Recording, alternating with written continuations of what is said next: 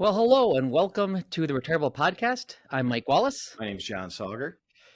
Hi, John.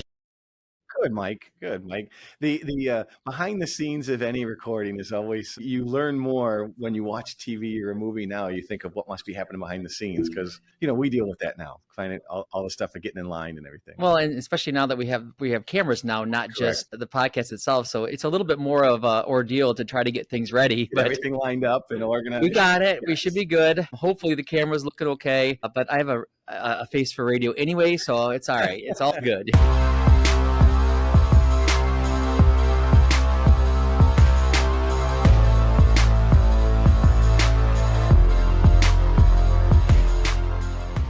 So recently, John, we were in Kansas City. What were we doing there?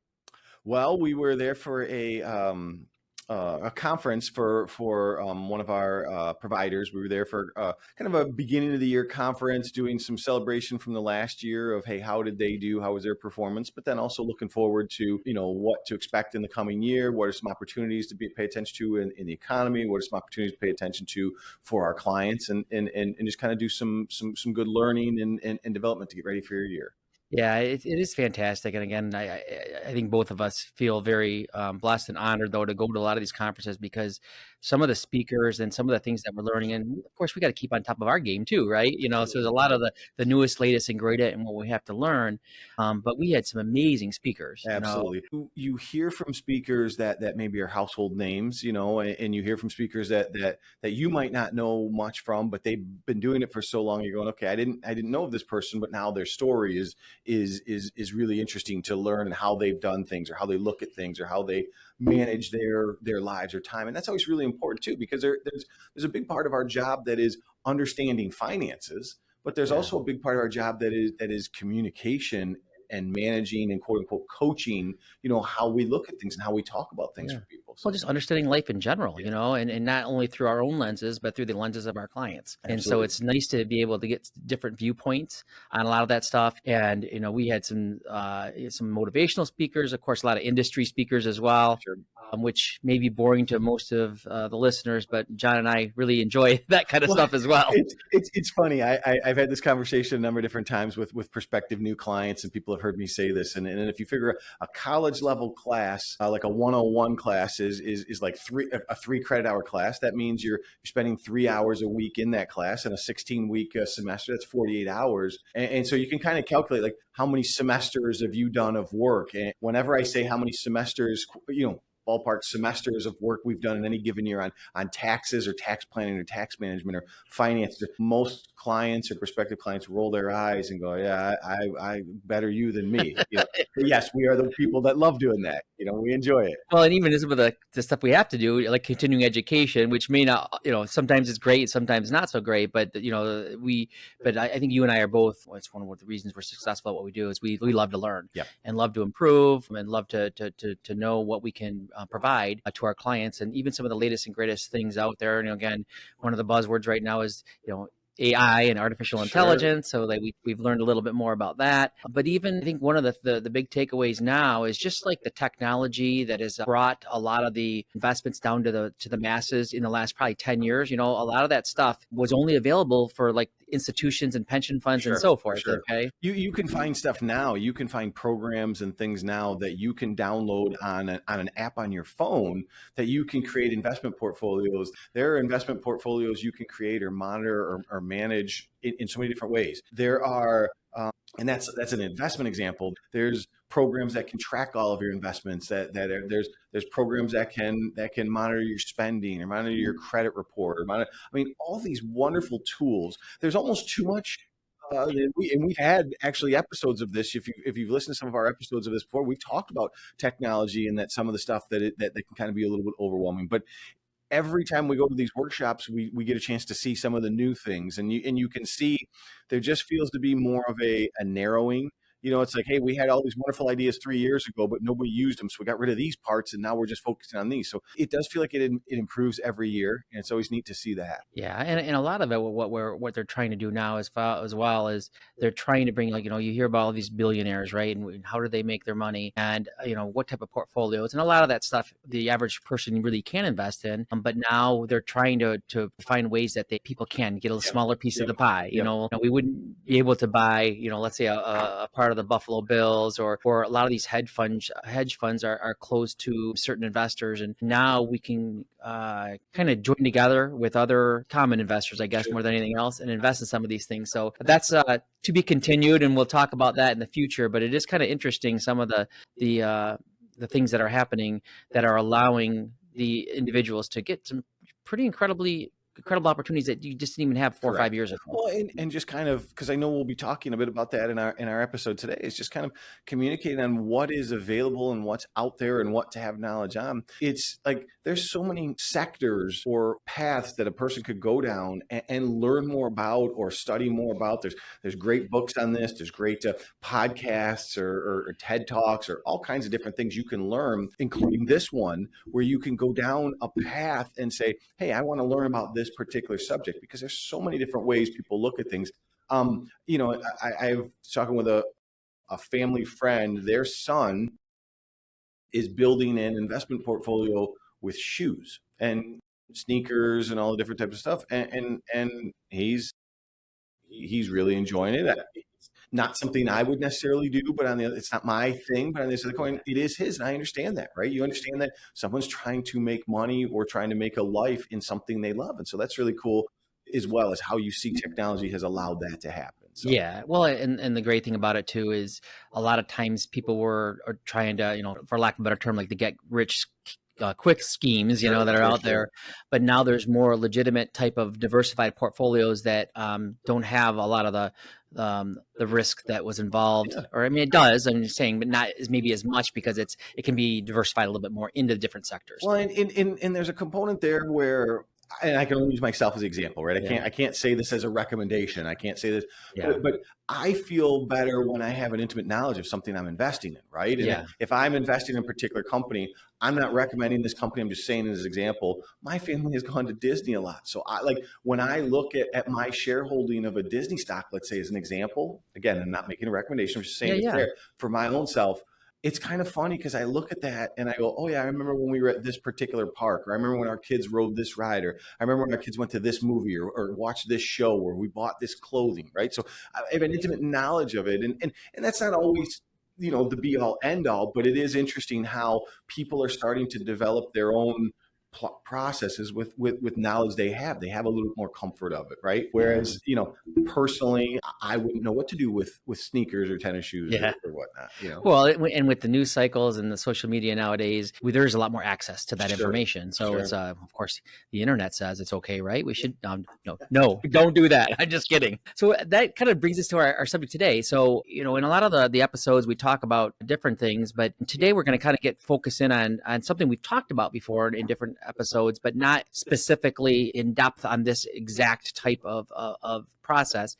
What we're going to talk about today is what they call asset allocation versus asset location. And really what it comes down to is there's many people that are familiar with asset allocation, and we're going to talk a little bit about that today. But what's important, and what a lot of people don't realize, is what is the proper location of the different assets that I hold, and we'll explain that in a few minutes, inside those different asset allocation models. So John, why don't you just give us a general information about asset allocation? Well, this is an in-depth one, right? So we're going to try and add some humor to it, or add some stories or whatnot. Try to make it basic, right? If we can, because my eyes crossed over when you said allocation. We can nerd out real quick if we want to. But so this is a difficult conversation for a lot of people, because it's one of those things where sometimes you're employing someone and just saying, "Hey, I'm trusting you, do this." But where this is, why this is so important, is because asset allocation would be what am I invested in? What are my holdings? What sectors, what industries, what location, or I'm sorry, locations, but what international versus national stuff. Am I domestic in the United States, or am I using stuff internationally? Sectors meaning or industries, meaning, hey, am I in the financial sector, in the healthcare sector? Am I in the technology sector and retail sector, right? So there's different parts of things when we talk about allocation. It's trying to make sure you're quote unquote diversified, right? That's the idea. Hey, I should have so much, and there's all kinds of different books and theories and philosophies and strategies modern portfolio theory says one thing, and this particular book says different things. So there's no exact perfect way of doing this, but an allocation is going to say, hey, I want a certain percentage in growth. I want a certain percentage in large capitalization companies, meaning they're bigger companies over a certain amount of money they make or over a certain amount of production they have, value they have. I might have some small cap companies. I might have some value companies. They didn't do well last year. I'm thinking they're going to rebound. I might have some growth. So allocation is moving around that diversification. So let's get specific then, because you mentioned kind of three things when it comes down to asset allocation. One being the investments themselves, whether stocks, bonds, mutual types funds, of mutual funds, et cetera. Second would be more like the sectors, okay, which we'll talk about in a minute as well, and then international versus domestic, okay. So, but if we're talking about just the investments themselves, there's really a traditional, whether it's a portfolio of a mutual fund, exchange traded fund. Traditionally, we're talking about stocks and bonds, correct? Well, yes, and that's about it. I mean, there are derivatives we can go off of in that, right? And so we have to walk a fine line. We've had some of these conversations before. Maybe you've heard some of these.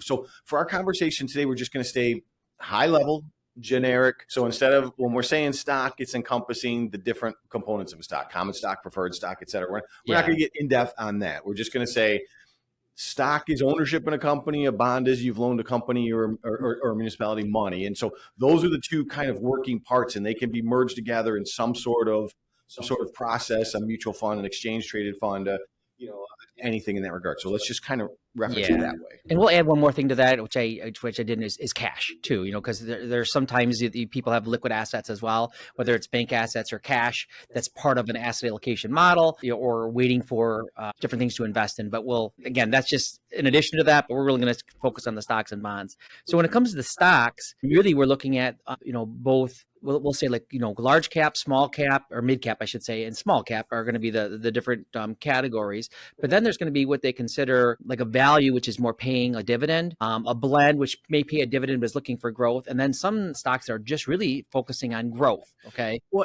and we should remember that the reason for these names, the reason for these ideas, is so that the investor or the professional, depending, or the combination, can know what you're looking for to set it up, but also how to compare it to others. If I said, hey, your large cap did 10% last year, your question should be, well, what did other large caps do? Because if they did 30, the 10 doesn't feel as good. If they did negative 30, the 10's awesome, right? So there's some stuff behind the scenes that we also have to keep in mind. And when we're saying large capitalization, it's a company over a certain size, mid-cap. So you can think of different things in this regard.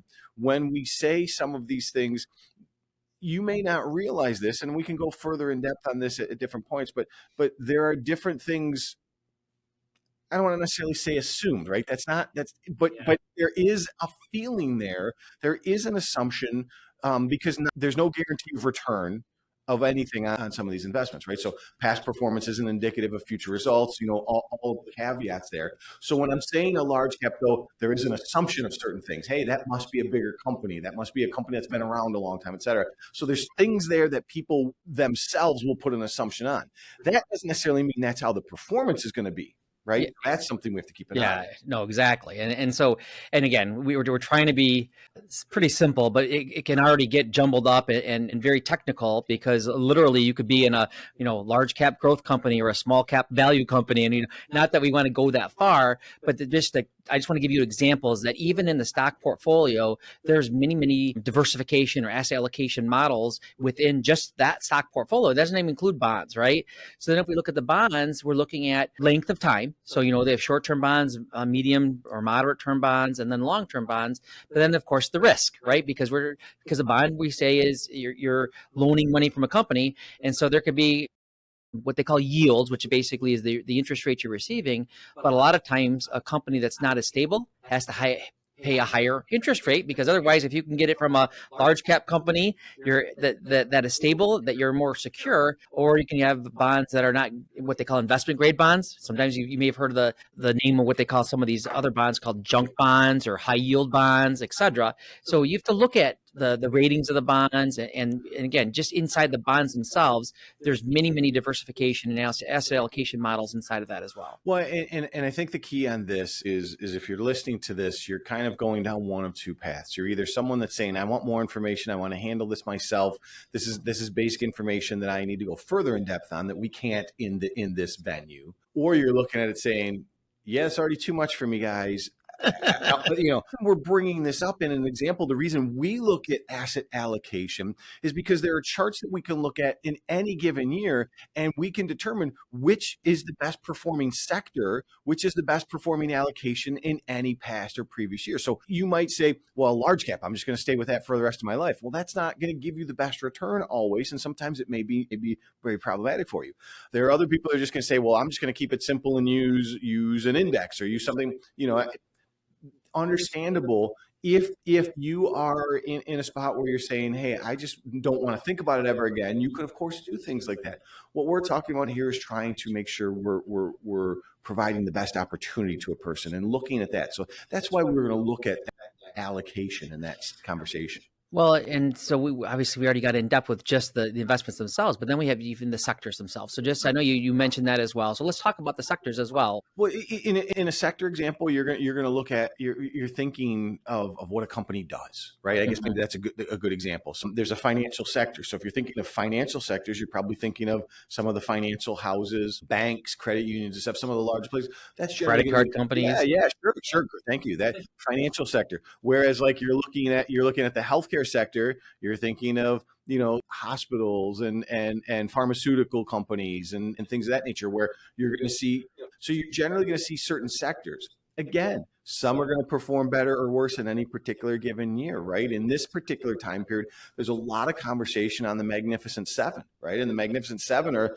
7 technology-based stocks, right? And so there's a lot of conversation on where they are in our economy versus the rest of our economy. And so you'll see different examples of sectors in that. So that's one that most people, when we talk about it, most people, yes, I've thought of that. I've heard that. I don't want all my money in one sector. I want to be diversified. And that is the key a lot with the sectors themselves in an asset allocation, a true asset allocation model. I know you talked about modern portfolio theory earlier as well. We don't need to get that in depth, but the issue when you're dealing with an asset allocation model is we don't want to be overexposed to any one sector. Okay.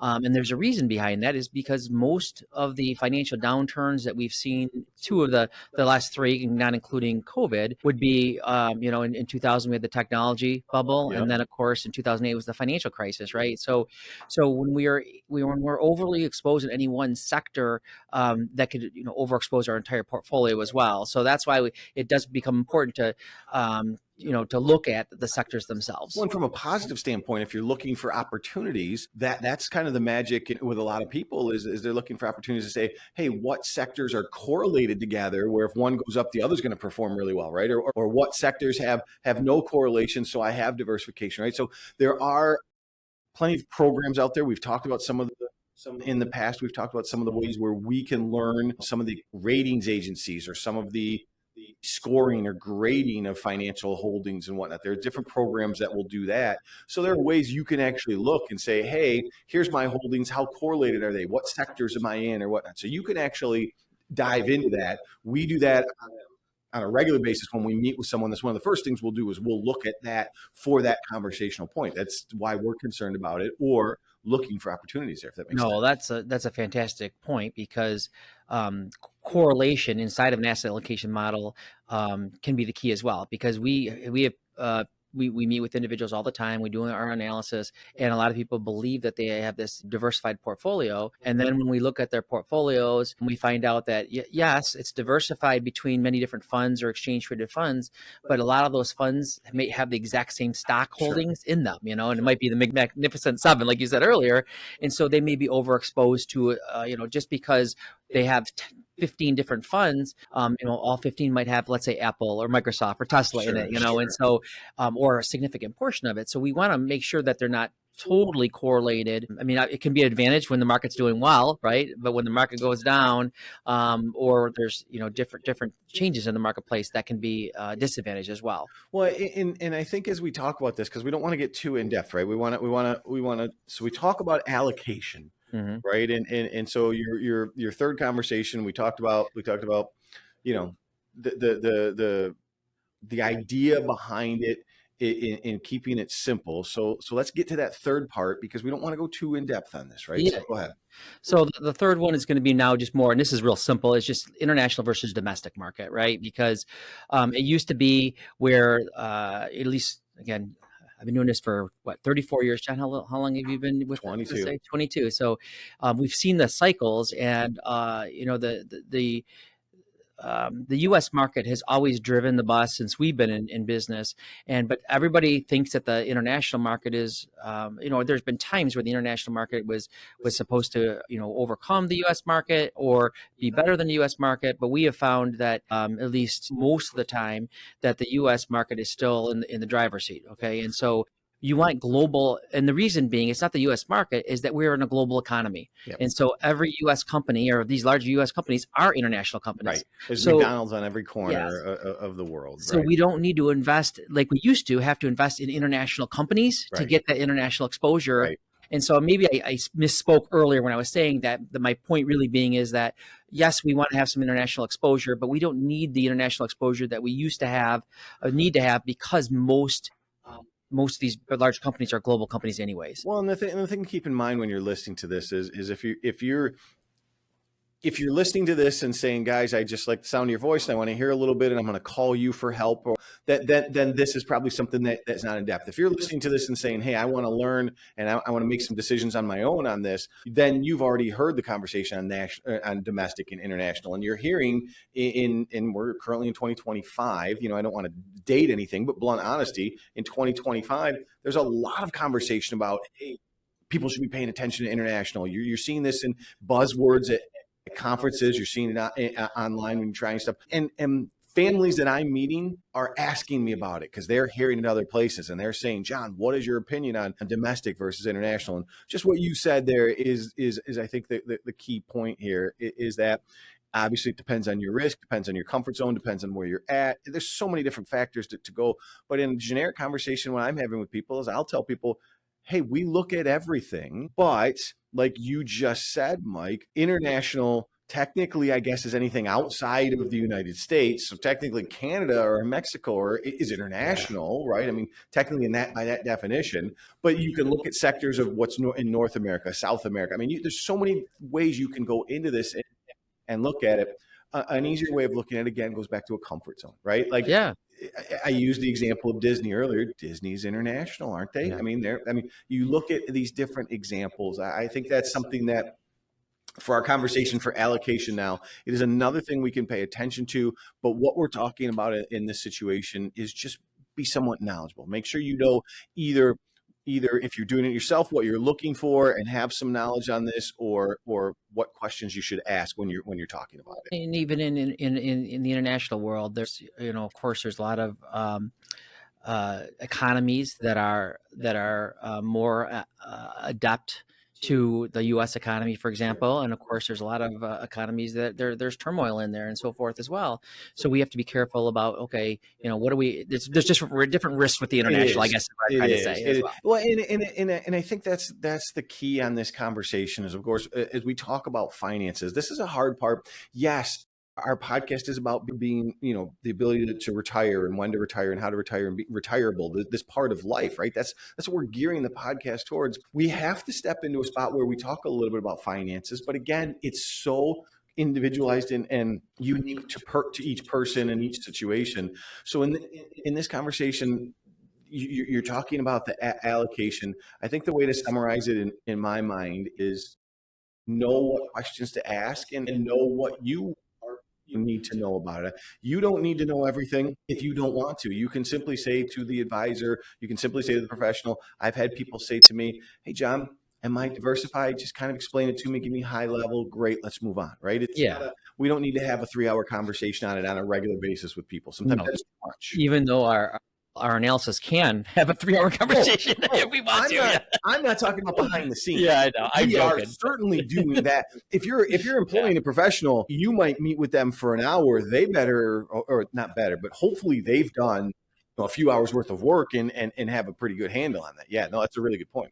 No, so I know we've actually exhausted ourselves on this part. So let's now change to the asset location. And I actually, in my opinion, is the more important part of the conversation. Diversification is important, but where you have your assets, and when it comes down to the asset location, a lot of it has to do with factors as well, because obviously we talk about age, right? A 20-year-old is going to be invested differently than a retiree, right? Well, we have to kind of quantify this as well, because when you say asset location, there some people are going to say, yeah, it's in the bank, or it's in the it's in the safe in the basement, or it's in so I mean there's a simple, let's quantify that first. Let's quantify this, right? Or define. Okay. Yeah, because asset location to me, the first thing is, yep, I have assets and I know where they're located, right? I mean, that's a start there. So when we talk about asset location, what we're trying to say is what types of investments that you have. Okay. So when I say a location, is your asset located in an IRA, for example? Is it an after-tax money?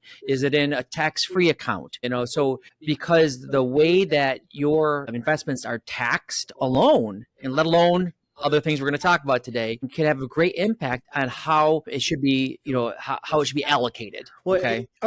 And so essentially for today's conversation, are we going to say there's basically three? It's probably going to fit in one of three categories. Sure. Right. Well, so we'll say taxable, meaning you owe taxes on it every year. It makes a gain. After-tax money. After-tax brokerage accounts, bank accounts, etc. Real estate. Yep.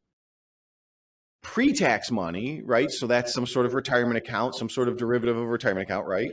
403B, 401k, 457, IRA. And again, we talked about this in previous episodes. We talked about this before. There's so many different ways we can categorize why those are different. So you can go back and listen to those, Mm-hmm. And so we have taxable, pre-tax, and then we have tax-free, right? Let's classify that. Yep, which is traditional Roth. Traditionally, you're going to be a Roth IRA, but there's health savings account and flex spending accounts. 529 plan, 529s, exactly. Cash value in life insurance. Yeah, there's others as well. Yeah, but the ones people are most familiar with are probably going to be the Roth IRAs, and then of course using some of their flex spending HSAs accounts, or FSAs. Yeah. So in that conversation, the key on that one again, and I mean we've built a conversation about this for many years, is that the why location is so important is because not all money's taxed the same, right? Exactly right. Generally when you say that, when you first hear it, you're going, oh, but if they know us, if I say, remember, not all money, my clients will generally respond, well, it's tax. I mean, they know that, they've heard that so many different times. The asset location feels a lot of the reasons why people are employing me or hiring me is because they want proper asset location and strategies that put them in the best situation forward. Asset allocation is one of the things we do, but it is one of the things that is, a lot of places do that. What makes us unique is the asset location conversation. Is that a fair statement? No, that's exactly right. Because the issue is, if you have these different types of monies, we want it to be the most tax favorable for the individual families that we deal with. Okay. And that's one of the things we oftentimes see missing in our industry is there's many people there that are really good at making people money. There's a lot of good advisors out there, but we're not seeing the as much. It's getting better nowadays, but the talk about the taxation on these different places. Well, I love the way you said that. It's if people are really good at making money, how good are they at keeping money? Yeah. I mean, and that's reality, right? I mean, I think that's a really important point. And again, this is a conversation for individuals. We can't give you advice. We can't say this is exactly how you should do this or whatnot, but we can probably, give some examples, right? I mean, that's probably an easy way of doing it. It is a fine line because obviously we can't make recommendations because what's good for one client may not be good for you exactly. And again, knowing licensing, if we're talking about finances, we can't necessarily give you tax advice without having conversation. Properly referred to a tax person, tax professional, and or anything in that regard. So, but what we're talking about with location is understanding, well, what is the basis behind? Hey, we know when I make money on this every year, it's a taxable account. I get a 1099 every year. So a logical conversation would say, well, are you using that money every year? No, then maybe we should tax shelter it somehow. And so we could have those logic conversations of what a person is doing. we've had conversations about the bucket planning approach and the proper buckets, both for investment wise, but also tax wise. But the issue really comes down to, let's, when we talk about our podcast here called Retireable, a lot of things were like leading up to retirement and in retirement. And it's a big difference about how your assets should be located, especially in retirement, because you're on a fixed income. And a lot of it has to do oftentimes with income as well, income planning. Yep. And if we're dealing income planning, what types of investments? So let's just kind of give some examples then, John, when we're dealing with this, about what does that mean and how should it be? What's an example of some location for different types of investments given a particular situation? So I mean, I guess it's such a tough question to answer without Because being everybody's different. without, That is the hard part. without Yeah. being specific and without going there. Yeah. So I mean, the conversation there is I can use myself as an example. I guess I guess that's probably the way to do it. So I myself have some taxable accounts, some real estate, some outside investments that I'm tracking, some cash, and not just cash. I have some currency, right? I have some different. I have some euros and some US dollars and some different things there. I have some pre-tax accounts. My wife has a retirement account. I have a retirement account. We have some pre-tax accounts there. Hers is a 403B because she works at a university. It's a not-for-profit organization. Mine is a SEP IRA because it's the style that I can have that works best for my situation through the way I pay through my corporation. And then we have some after-tax dollars, right? We use some 529s for my kids, for all 3 kids for college, right? We have some retirement accounts there's some after-tax ones, some Roth IRA money, and some different things that we've been able to get money. And we have some, cash value in life insurance. So we have some different examples ourselves. There's different rules though on how much money you make and what you're using and your age and your health, like you said. But again, that's a conversation to figure out. My goal in my family situation is I want as much tax-free as possible, right? And that gives me the best advantage. And normally, based on the way the thought process would be, is I want as much tax-free as possible. Then I want taxable because that I can at least have a lower tax on capital gains. And then the lowest amount I want would be pre-tax in an ideal situation for me. Now, that's not exactly how it starts off or how you do it. You have to do some planning, but that's my goal, is to have as much. But that is not normal though, John, because as you know, in this country, what is that? Something like 80% of the individuals, their net worth is in their retirement plans, pre-tax. They've never paid a penny on it in taxes. Yep. And so that's why when we were focusing on some of these conversations, a lot of it is, if you have pre-tax dollars, you don't mind being growth if you're 30 years old, but if you're taking an income from it, what a lot of people, when we're saying location, might have a stock portfolio once they retire and they're taking an income from it. And we've talked about, of course, taking distributions, what they call sequence of returns risks, where people are now taking distribution from the market that's going up and down and up and down, right? Another coin phrase they call it is the reverse dollar cost averaging.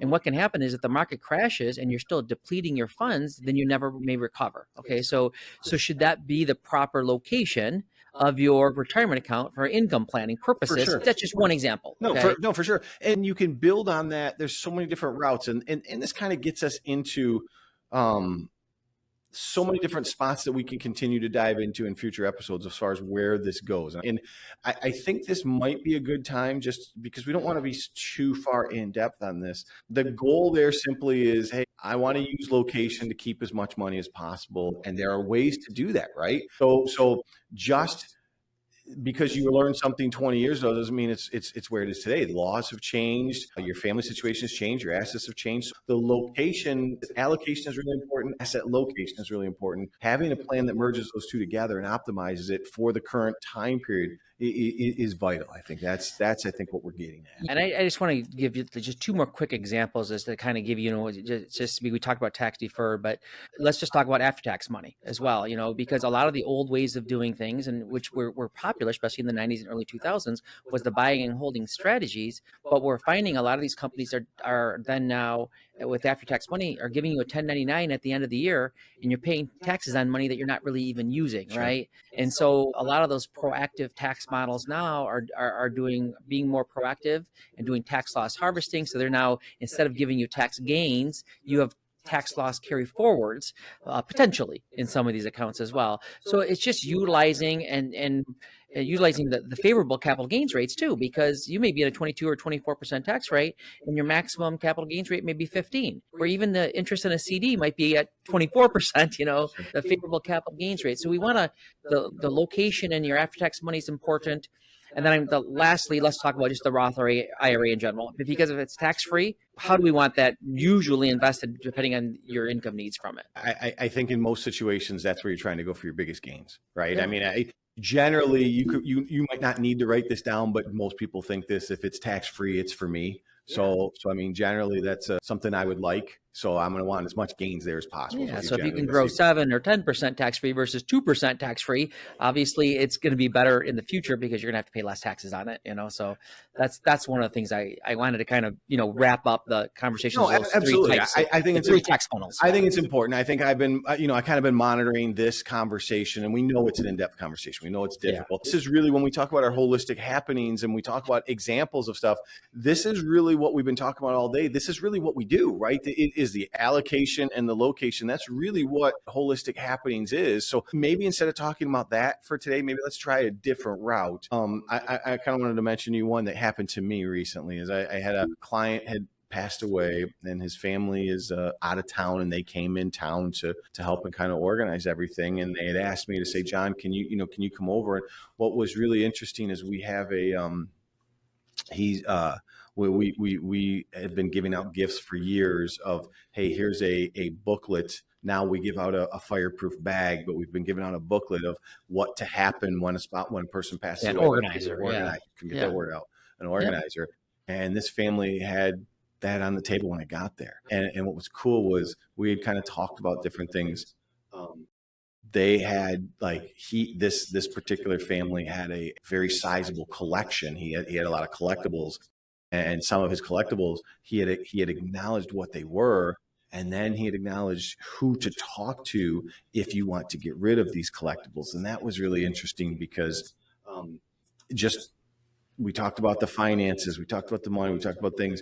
That was one of the things they were most thankful for, because they would have had no idea who to contact, and they would have no idea what the value was. And he had already organized it for them to say, hey, this is what it is. They were talking as they were going through the house. They're pretty sure they would have just gone through and thrown those away the way he had some of the stuff stored, so it's really it's kind of that holistic side of stuff. It's part of our job. It's rewarding. You never like to see someone pass away, but of course we know it's going to happen. But when they're leaving that legacy, and it was the organization, and holistically it was all pieced together and worked together from our company and some of the things we had done for them, it was really, really neat to see. So it was really cool. No, that is a great thing to see, and a lot of it is, and we're actually going to be talking about that in some of our future episodes too, just about estate settlement and how important that is, and by having some of that information, you can literally save the beneficiaries, thousands, tens of thousands, or even hundreds of thousands of dollars if it's done properly. Yeah, absolutely, absolutely, and the emotional side of it too. Oh yeah, think about that. Hey, the emotional side of knowing Dad left that for them, of knowing it's there, and of knowing they don't have to think about it and stress trying to find it. Right? I mean, all those parts of it too. Yeah. So I think that's enough for today. Okay, thanks for Johnny for sharing that story with us as well. So I just want to summarize a couple things today based on our conversation. And John referenced it earlier. We want to just concentrate on just for understanding asset location is that not all money is taxed the same. Okay, and make sure that you understand that. And so understanding the tax implications and the tax laws with some of the different locations of your investments and asset allocation models. But also, if you're on a fixed income in retirement, absolutely. You want to make sure that you have the proper asset location, because you don't want your income to be going all to Uncle Sam. Okay. Well, and we're not just getting rid of asset allocation. It is still really important, right? It's absolutely they both need to work together. Yeah, you got to have a plan. We always talk about that, having that plan, absolutely, right? Absolutely. So if you do need any additional information, you can go to our website, fsa1.com, or you can call our phone number, 1-800. Wait, 977-292. Try that again, John. You say it. 1-800-977-9292. I'm Mike Wallace. I'm John Sauger. Thank you for listening to the Retireable Podcast. Have a great day. Insurance products are offered through the Insurance Business Financial Services of America, FSA. Financial Services of America is also a financial services practice that offers securities products and services through AE Financial Services, LLC, AEFS. Member FINRA SIPC.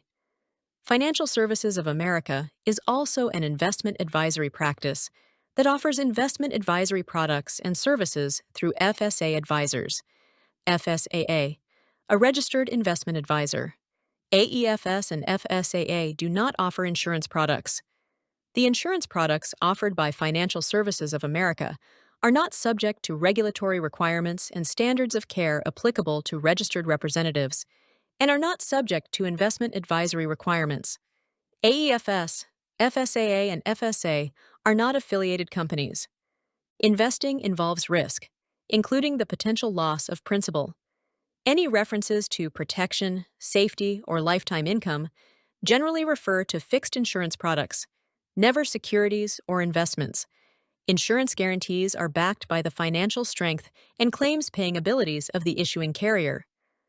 This podcast is intended for informational purposes only. It is not intended to be used as the sole basis for financial decisions, nor should it be construed as advice designed to meet the particular needs of an individual's situation. Please remember that converting an employer plan account to a Roth IRA is a taxable event. Increased taxable income from the Roth IRA conversion may have several consequences. Be sure to consult with a qualified tax advisor before making any decisions regarding your IRA.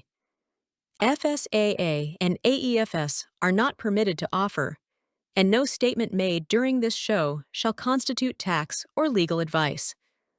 Our firm is not affiliated with or endorsed by the U.S. government or any governmental agency. The information and opinions contained herein, provided by third parties, have been obtained from sources believed to be reliable, but accuracy and completeness cannot be guaranteed by FSAA and AEFS. Compliance reference 4389058-0425